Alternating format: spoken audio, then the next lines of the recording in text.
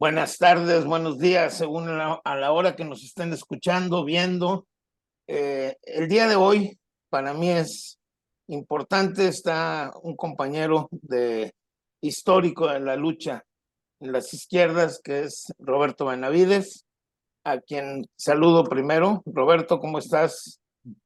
Muy bien, Tomás, gracias por invitarme. Pues Es- vamos a platicar el día de hoy con Roberto sobre un sí, fenómeno que ya no sé si es publicitario, si es de mercadotecnia, si es político, pero lo que sí nos hemos dado cuenta que es una gran mentira, que es la creación de Xóchitl Gálvez. Cómo la han ido inventando poco a poco a partir de, pues, para mí, no sé qué piensen los demás, de las ocurrencias de Alito, de Marco, de su jefe Claudio X, y pues es un fenómeno ahí medio gracioso, donde alguien que ha estado en contra, totalmente en contra de las políticas sociales del gobierno local, del gobierno actual, del gobierno federal, de la noche a la mañana se convierte en una férrea defensora de las políticas que ayudan, que benefician de bienestar al pueblo. Ella, y cabría decirlo también porque cabe, al primero que escuché en esa locura es ¿cómo se llama? Krill, que fue el primero que en una presentación en un programa también resultó que era más izquierdista que muchos de nosotros. Y bueno, pues aquí alguien que tiene una visión muy clara, que tiene un punto de vista muy claro sobre el comportamiento de las derechas, sobre el comportamiento de la política. Vamos a platicar con él para que nos explique un poco. Y esto es lo que le pido a Roberto Benavides. Como lo dije, pues su historia es larga aquí en Nuevo León. Es un político de las izquierdas viejas que fue parte fundadora del PSUM, que fue parte fundadora del PRD, que es parte fundadora de Morena. Roberto, ¿qué nos puedes decir con respecto a este fenómeno que no sabemos, la verdad, si es mercadotecnia o si es política o qué? Mira, yo creo que lo primero que hay que entender es que la derecha en estos 4 años y un poco más que tiene de gobierno Andrés Manuel, la derecha mexicana no ha podido armar un proyecto. Es decir, han dado verdaderamente tumbos a lo largo de estos años. Eso es muy claro. La otra parte es el exitoso gobierno de Andrés Manuel, sin lugar a dudas, que es un fenómeno porque, pues, simplemente 4 años y medio ejerciendo el poder y no se ha desgastado. Entonces, esa es la sorpresa que todo el mundo tiene, no solamente a nivel nacional, sino a nivel internacional. Y entonces la derecha eh, realmente no ha podido en estos años articular una fuerza que pueda ser alternativa a la cuarta transformación. Ese es el problema de fondo de esto.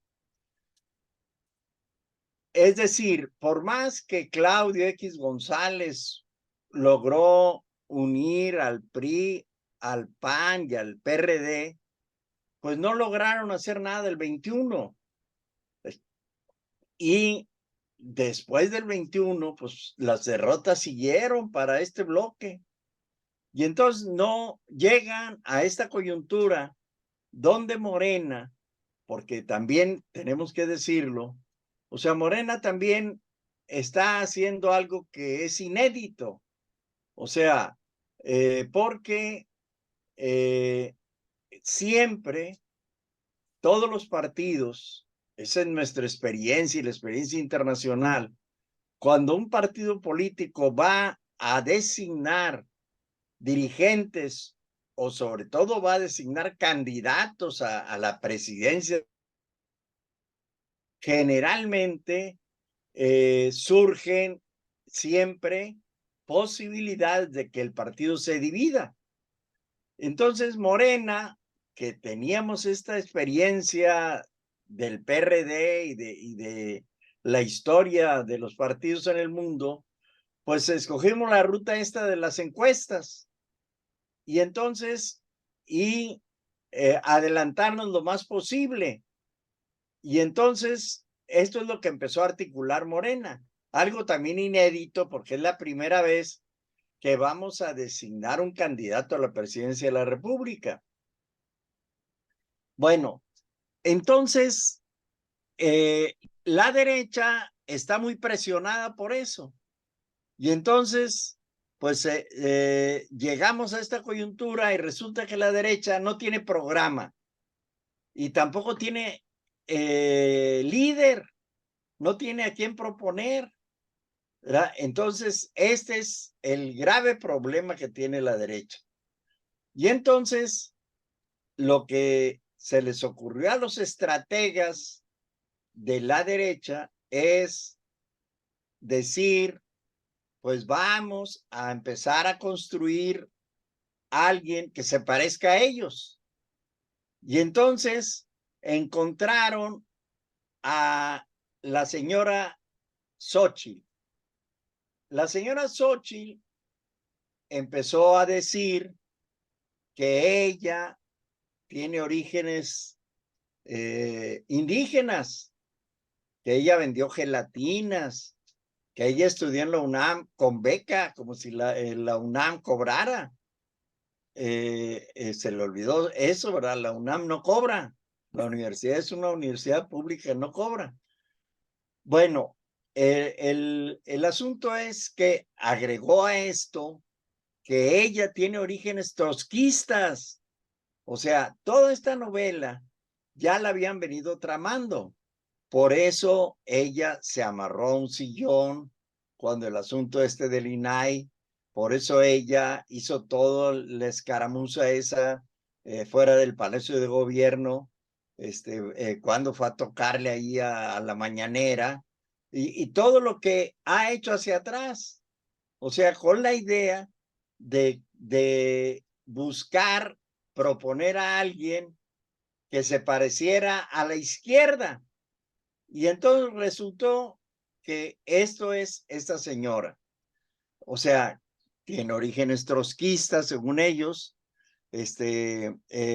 Pues tiene, ella, sus orígenes son indígenas, vendió gelatinas, toda esta novela que armaron. Y este proyecto, pues se les fue cayendo, ¿verdad? Porque primero salió, pues, los familiares de ella, un primo de ella que aclaró que no era cierto que ella había vendido gelatinas y que tampoco no era cierto, ella vivía en una de las mejores casas del pueblo donde ella nació, ¿verdad? Es decir, y que tampoco era cierto que su papá era un alcohólico y que golpeaba a su mamá y todo eso que inventó. Es decir, eso lo desmintió un primo directo que él dijo, era mi tío, su papá, y está muy mal que ande haciendo eso. Entonces luego un viejo dirigente del trotskismo, Edgar, dijo, no es cierto, o sea, cuando se unió al trotskismo en México, pues una de las vertientes que se unió fue la LOM, la Liga Obrera Marxista, y Edgar dijo, no, en ninguna parte venía alguien que se llamara así, ¿verdad? Entonces, tampoco es cierto eso del origen trotskista, a lo mejor tuvo algún amigo que le contó de Trotsky o algo así, y de ahí se hizo como trotskista. O sea, pero todo esto, pues era una trama para intentar, según ellos, ganarnos por la izquierda, ¿verdad? Entonces, ¿en dónde va a quedarles eso? En un verdadero fracaso. Primero, porque si analizamos las giras de ella, vamos a viendo nomás las giras, porque tan pronto como ella se destapa para ser la precandidata a organizar el frente inmediatamente articulistas, editorialistas, todos los periódicos, la televisión, pues empiezan a inflarla. Por eso se enojó Krill y por eso se enojó De la Madrid y también la propia Beatriz Paredes, ¿verdad? Porque era evidente la cargada. Es decir, ¿por qué? Porque la oligarquía, que es el grupito de mero arriba, son los que ya decidieron que ella fuera. Y entonces, esto enojó por un lado a ellos, pero también analizando sus giras, nosotros fácilmente nos percatamos que lo que dicen los editorialistas y lo que dicen así los que intentan describir sus giras, pues reflejan muy bien lo que ha venido haciendo la señora X, como le dicen también. O sea, lo más que logra convocar es al panismo. O sea, ¿quién le está armando la gira? Por los panistas, por eso Krill está muy enojado. O sea, ¿quién le armó en Coahuila la gira por Coahuila? Pues los panistas. ¿A quién le armó aquí en Nuevo León la gira que hizo? Pues fueron los panistas de Nuevo León. Y lo mismo en Sinaloa, en todas partes. ¿A quién convoca? No convoca al pueblo, o sea, convoca a los panistas. Y Y luego cabría decir, las encuestas dicen claramente, o sea, la intención del voto no va más allá de lo que tienen los partidos del bloque, ¿verdad? Entonces, por eso también les va a resultar pues un fracaso, fracaso. ¿verdad? No, Y esto ya sin meternos a analizar por lo que ha venido sucediendo últimamente. O sea, los contratos que tiene sus empresas, cuando ella fue funcionaria de Fox y ahora que fue senadora. ahora, algo que te quería comentar. Ahí mismo, dentro de esta ola de panistas que la han ido apoyando, también se han quedado rezagados muchos panistas, los viejos panistas, que no están de acuerdo. O sea, el panista conservador que no está de acuerdo con la imagen que están creando porque van a estar de repente votando en contra de todo lo que fue su filosofía cuando se creó en el 39 y Sí, los viejos panistas que se fueron formando. sí, Me el tocó panismo escuchar una viejo, entrevista con Enrique de la Madrid y decía, es un circo. ¿Por qué? Porque no es posible que eso sea lo que hemos criticado, lo que hemos atacado, que sea lo que nos va a llevar o que nos quieran que nos lleve al triunfo. Lo dice también la derecha conservadora, la derecha más conservadora, también toma una actitud muy fuerte en ese sentido. ¿Qué piensas tú? sí, o sea, mira, hay un sector de la ultraderecha mexicana que no se puede ignorar ni despreciar. Uno de los dirigentes es el actor que se llama Verástegui, Verástegui, que por cierto acaba de tener un éxito muy importante en una película de trata de niños en Estados Unidos. Verástegui, pues él dijo, esta candidata enterró al Partido Acción Nacional. ¿Por qué? Porque lo que ella está sosteniendo son principios que están en contra de la esencia del Partido Acción Nacional, ¿verdad? Entonces, de tal suerte que ese es el otro flanco que ellos no cuidaron con ese afán torpe de querer parecerse a la izquierda, ¿verdad? O sea, porque ahora son ellos una derecha vergonzante, ¿verdad? Como ya les ha dicho mucha gente, pues hay que admitir que son la derecha, Pero no, ellos son una derecha vergonzante que no quiere admitir que son de derecha, no quieren admitir que son conservadores, ¿verdad? Como es la derecha en Argentina, como es la derecha en España, La como es la derecha en italiana, Colombia, donde dicen nosotros somos la derecha, ¿verdad? o la Pues, italiana que acaba de ganar. así es, ¿verdad? Sí, Melanie. Entonces, ellos aquí son una derecha vergonzante. O sea, Krill, José no dijo Krill que él era la izquierda del PAN, ¿verdad? O sea, entonces ahora resulta que todos son de la izquierda. ¿Por qué? Porque tienen esa idea de que pueden ganarle a Morena si se parecen a Morena, ¿verdad? Esa es su estrategia que es muy, muy burda, ¿verdad? Entonces, por supuesto que les va a resultar un verdadero fracaso esta maniobra, porque finalmente no es más que una maniobra más de la derecha, ¿verdad? Una maniobra más con la intención esencial de engañar, o sea, porque eso es consustancial de la derecha, o sea, mentir, ¿verdad? Es decir, utilizar la mentira como un recurso fundamental. O sea, yo he venido recordándoles en varios foros, o sea, lo que dijo Alarraqui, que ese es exactamente lo que ellos hacen, ¿verdad? Alarraqui es muy famoso, la entrevista que él tuvo y que dijo, miren, la mejor manera de ganarle a Morena es con mentiras. Le inventamos una mentira hoy y mañana cuando la estén aclarando le sacamos otra. Y así no la llevamos. Ese es el mejor método para ganarle a Morena. Y ese método es el que utiliza la derecha, el engaño, ¿verdad? La mentira. Sí, por eso, si tú lees a diario la prensa mexicana, pues lo que nos vamos a encontrar invariablemente son con mentiras. O sea, ellos son expertos en eso. O sea, yo tengo aquí una colección de eh, recortes, pues donde su diariamente ellos se dedican a eso, a mentir, ¿verdad? O sea, a echar mentiras sobre todo a, al gobierno y a Andrés Manuel.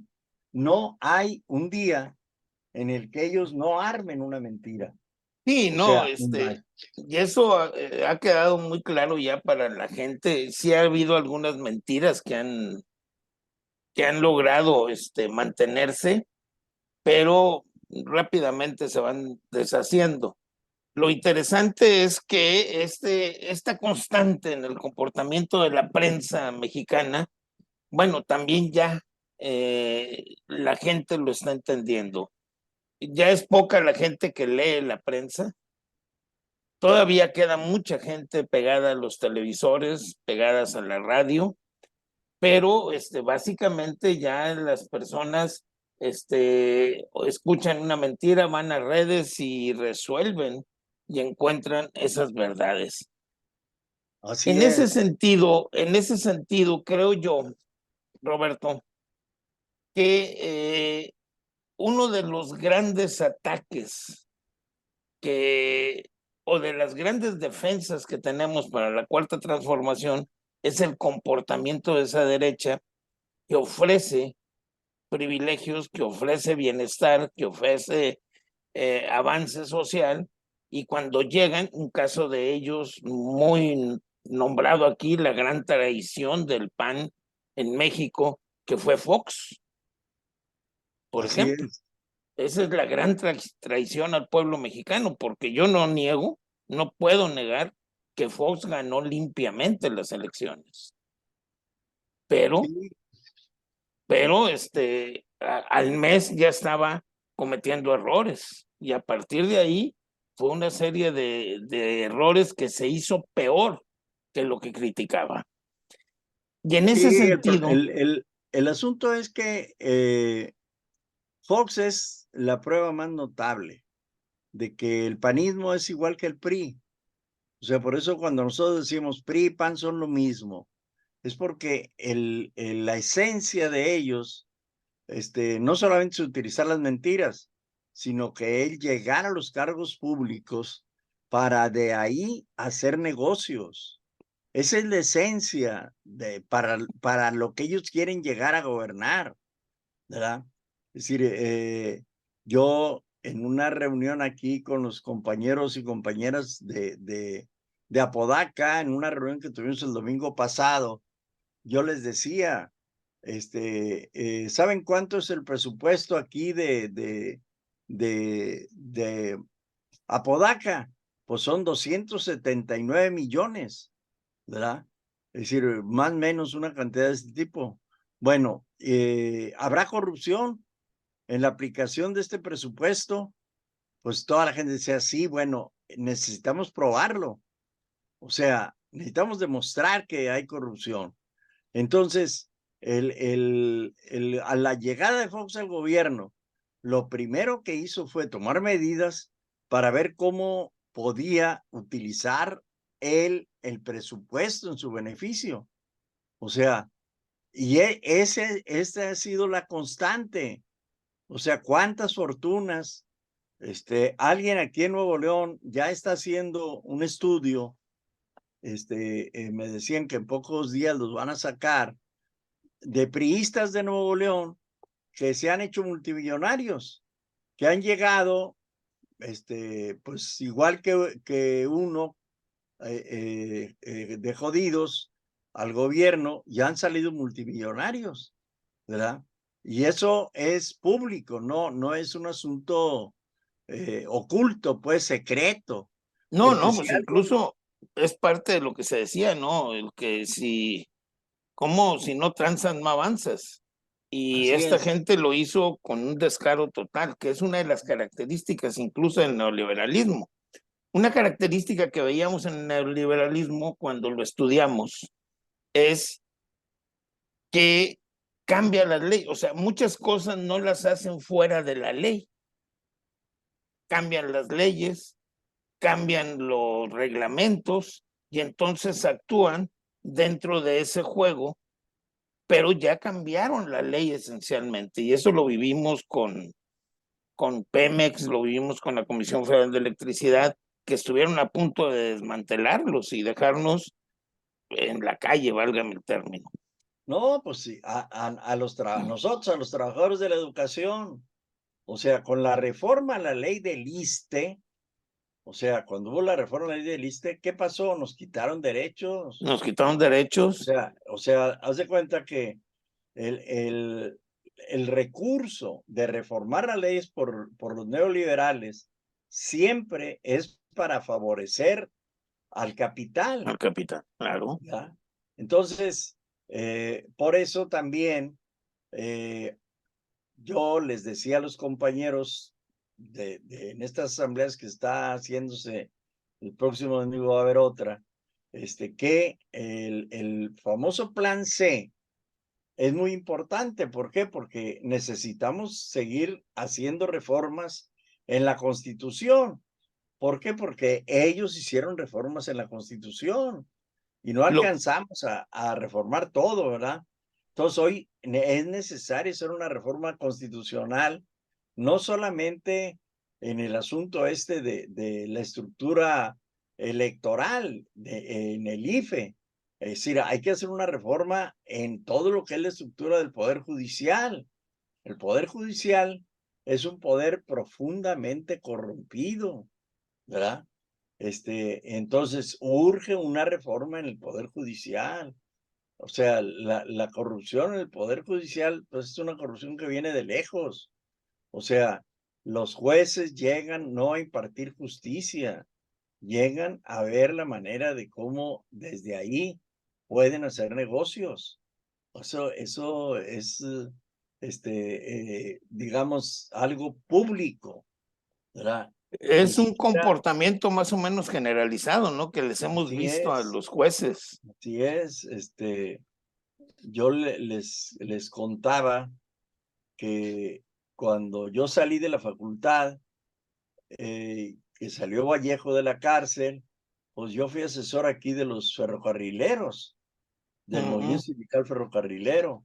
Y Vallejo, cuando sale de la cárcel, pues él confiaba mucho en lo que Echeverría le dijo.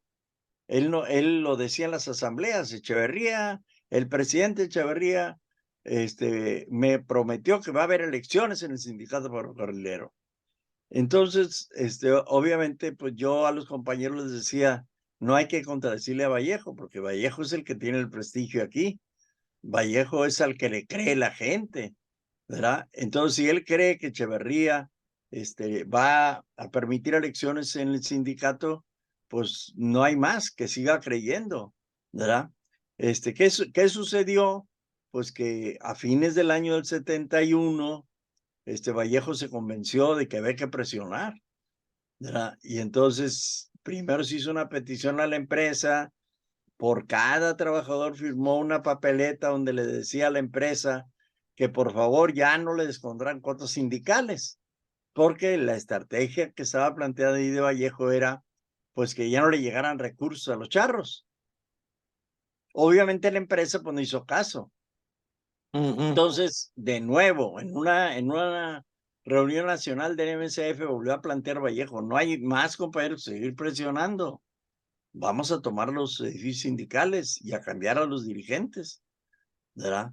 Y entonces, pues eso se hizo. Y aquí en la sección 19, pues yo me acuerdo muy bien, hubo una asamblea de más de 4,000 ferrocarrileros, se cambió al comité ejecutivo, quedó Pedro Sorno y toda la gente vallejista en la dirección del sindicato. Esto fue a principios de enero del 7-2. Y entonces estaba tomado el edificio pues, por el nuevo comité ejecutivo, aunque tenían que ir a trabajar porque la empresa no reconocía. Tenían que ir a trabajar y luego iban al sindicato. Pero el sindicato pues siempre estaba ahí de alguna manera con ferrocarrileros y mucha gente que apoyaba, estudiantes y había una movilización social aquí grande, acuérdate. Sí, sí, sí. Y el 10 de marzo del 72, pues llegan los halcones, toman el edificio a balazos y asesinan a 2 ferrocarrileros y a un estudiante de la Prepa 1, ¿verdad? Es decir, y el juez de la causa había sido maestro en leyes y yo era el defensor de los ferrocarrileros. Entonces, meten a la cárcel como cerca de 90 ferrocarrileros nuestros y bueno, sacamos por la presión del movimiento a la inmensa mayoría. Ahorita te llamo, sí. Entonces, pero dejan a 3 de nosotros en la cárcel y a 3 de ellos, a ellos los agarraron con las armas en la mano, salieron en la prensa, Sí, sí, acuérdate. sí. Sí, y aquí, bueno, Y, mira, estamos llegando al fin de este primer programa porque parece que nos vamos a ir a dos, mi querido y no, nomás te Roberto. quería acabar. El juez, al final de ese año, me habló y me dijo, Benavides, va a haber un empate. Le digo, ¿qué es un empate, maestro? Pues van a salir los tuyos y los de ellos. Le digo, ¿cómo los voy a dejar salir si tenemos nosotros los muertos y los heridos? Y entonces, haz de cuenta, no, le digo, bueno, y lo que me enseñó en la escuela, dijo, olvídate de eso, esta es la vida real. Entonces, haz de cuenta, la impunidad ha sido una constante en el Poder Judicial, ¿verdad? Por eso viene de lejos la corrupción, ¿verdad? Sí, más sin embargo, aquí cabría aclarar, y esto para continuar ahorita te pediría que te quedaras otra media hora platicando. Todavía era un México que medio respetaba algunas cosas. Sí era un México violento, era un México autoritario, pero había un cierto respeto a algunas cuestiones de bienestar social. Y ahí también nos damos cuenta de cuál era la característica de las personas de la izquierda, muy lejanas al comportamiento que ha tenido Krill y que ha tenido Xochitl. Ah, Muy claro. diferentes los comportamientos de una gente que ha estado luchando en la izquierda a alguien que se está inventando en este momento para ir específicamente a una elección. Roberto, te voy a pedir, ¿aceptas que platiquemos otra media hora Sí, sí, sí, sí, Tomás. para yo cerrar aquí y poder, no salirme de los tiempos? Bueno, quiero agradecerles su estar aquí con nosotros, estar viendo este programa. Como ven, la plática es interesante. Empezamos con la cuestión de Xochitl, que vamos a retomarla, pero habría que revisar también ese comportamiento de las izquierdas en México históricas y que están muy lejanas al comportamiento de esas mentiras que nos están inventando con personajes inflados que no tienen nada que ver con la izquierda. El siguiente programa lo van a ver el día de mañana.